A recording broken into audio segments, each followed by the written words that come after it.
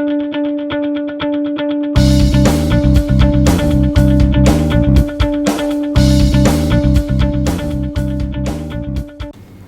I can only say from my own observation, I can't be saying on behalf of the members because I'm not the members of iCAPP.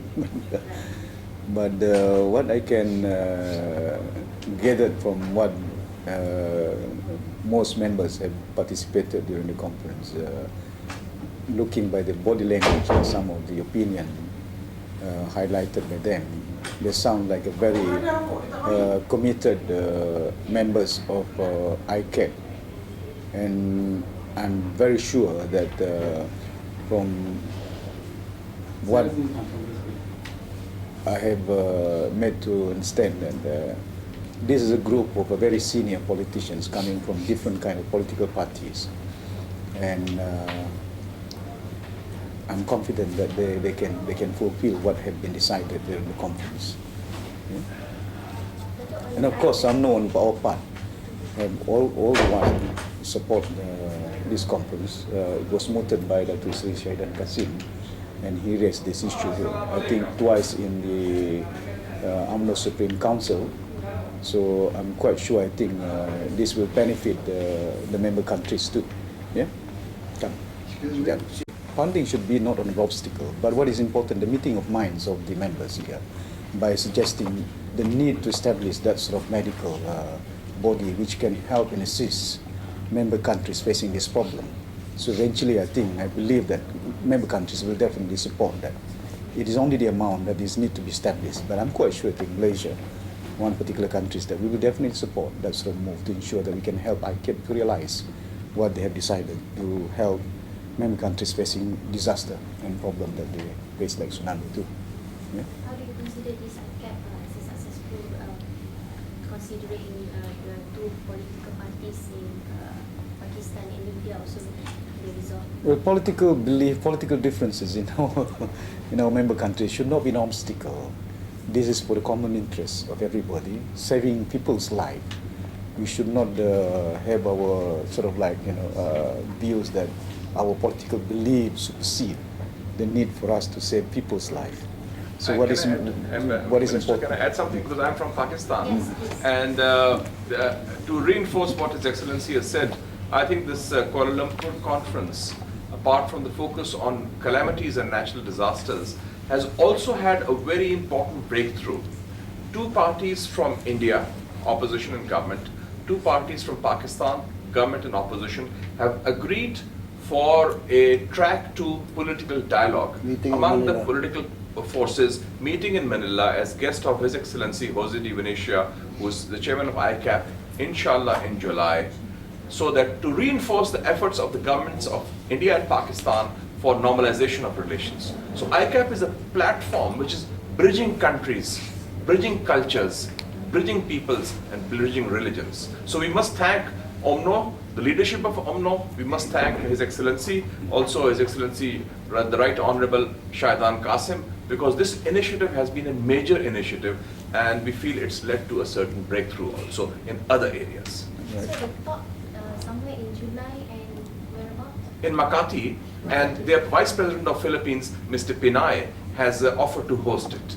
The Vice President of Philippines and both the political parties, government and opposition, India, in Pakistan also government and opposition, have agreed to come. So this is something new and different in the current context. And I think this area is blessed.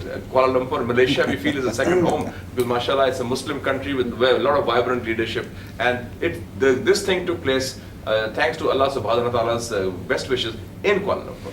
So your dua has been fulfilled. And we are also launching the initiative to try to break the impasse in the Himalayan Kingdom of Nepal, represented here by the National Security Advisor, Nepal peace talks, to restore the peace talks between the Maoist and Marxist political parties and the Congress Party of Nepal, to bring about a government of national unity in Nepal.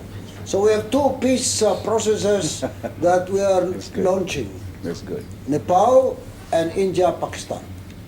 So this is the first time iCAPP, success in in realizing the peace talk between political parties? Is it First one time. side? This is the first time. This is something new and different. This is also a first time. You see, now political parties are no longer playing the traditional role only. It's a quest for power and electioneering. Political parties are now taking a new initiative. And this new initiative, for example, the establishment of the iCAPP Medical Emergency Forum, IMF. He is the chairman, Shahdan Qasim. I am the co-chairman. And it was his brainchild in Langkawi. We had a meeting in June 2010. His Excellency Jose de Benicia, His Excellency Chung Wee Yong, who is the co-chairman, secretary general, and myself. The three of us were invited. This is the iCAPP Troika. And the iCAPP Troika plus Shahdan Qasim. We met in Langkawi. And this was his brainchild. And normally, you know, politicians are normally don't have such original ideas. But I must say, this is a high quality politicians of Malaysia. I must compliment Your Excellency. The UMNO has produced very good quality people. They're giving ideas, they're men of ideas, they're men of action, and they have the ability to implement those ideas, which is very important.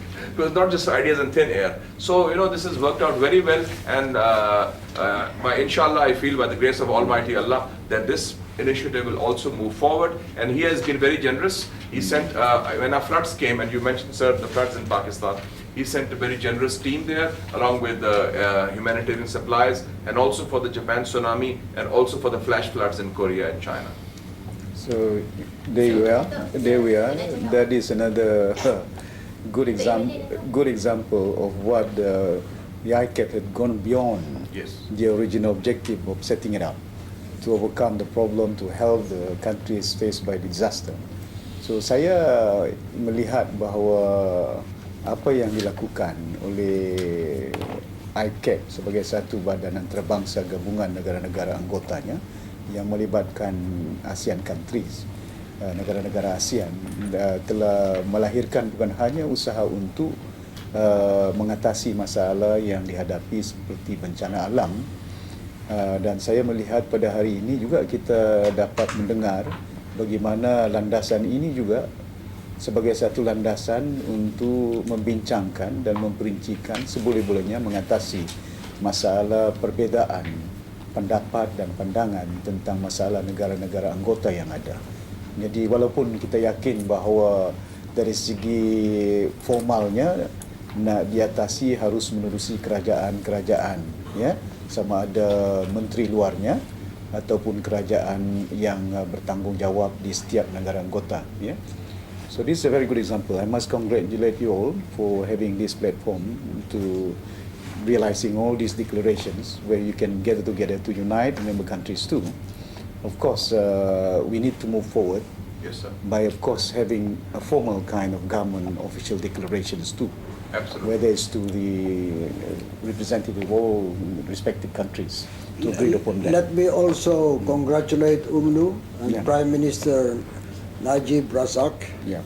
and Your Excellencies for the historic initiative of Malaysia in trying to bring about the promotion of the peace talks between the Republic of the Philippines and the Muslim Islamic Liberation Front, which is now moving forward. MILF. And I would like to put on record the gratitude of the Filipino people for your continuing efforts in this area. And I think that sooner rather than later, we will have an eventual peace agreement in southern Philippines. And Prime Minister Najib Razak was very gracious. He was a guest of honor in Cambodia at our last iCAPP General Assembly. On December 2nd, he personally went there. He made a very important speech there.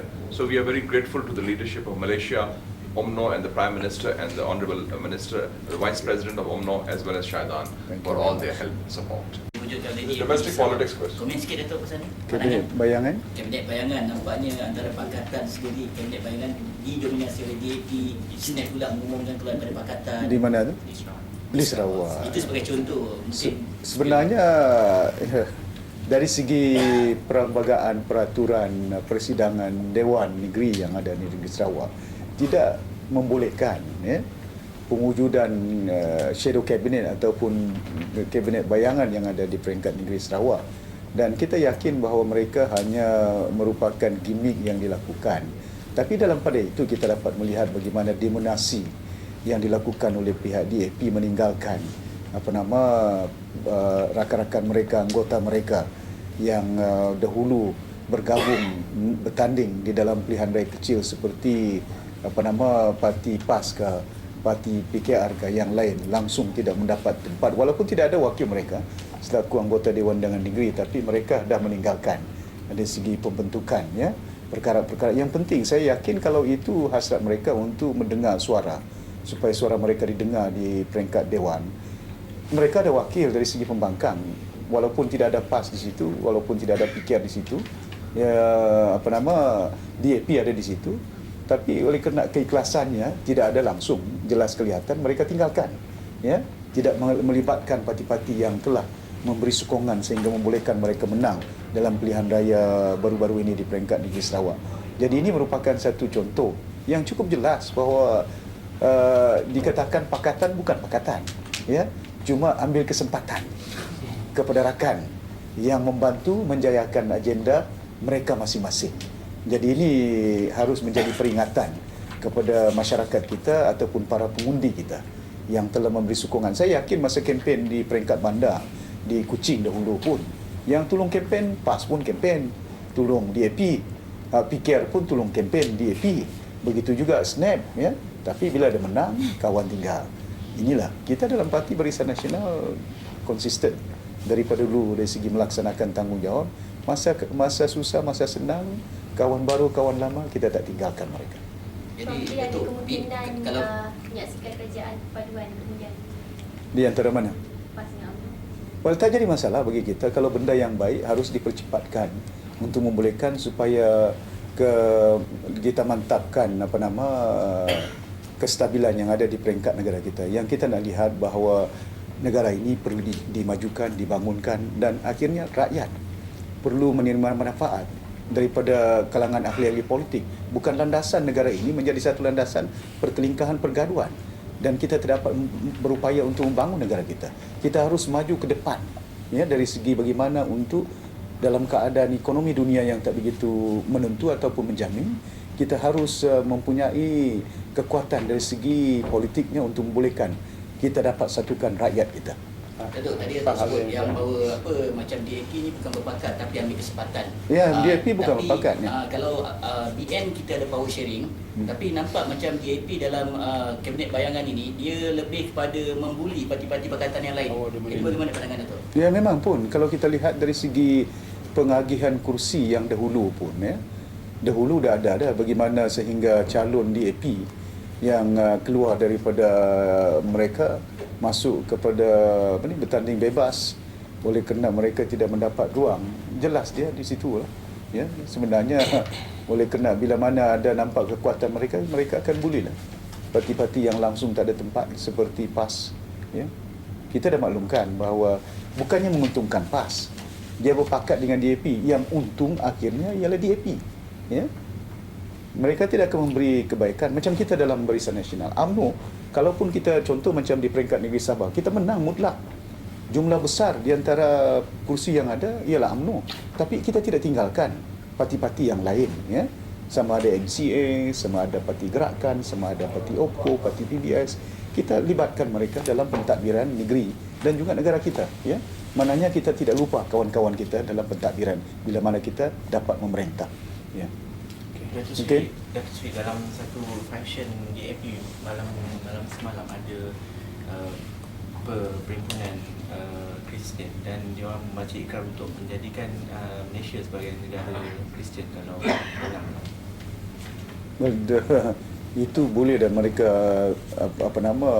mimpi yang dikatakan bahawa negara ini seperti juga yang kita katakan, negara ini merupakan negara yang berbagai anutan agama.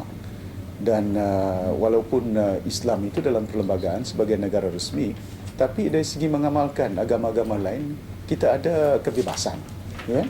Jadi itu merupakan satu dalam perlembagaan yang dah pun dimeterai begitu lama, ya. Takkan pula nak kita lahirkan. Ini merupakan satu perkara yang agak harus dilihat sensitif. Jangan dianggap walaupun ada kepentingan politik kita, jangan permainkan, boleh melahirkan satu masalah timbul nanti di dalam negara kita, ya. Okay. Thank you very much. Thank you.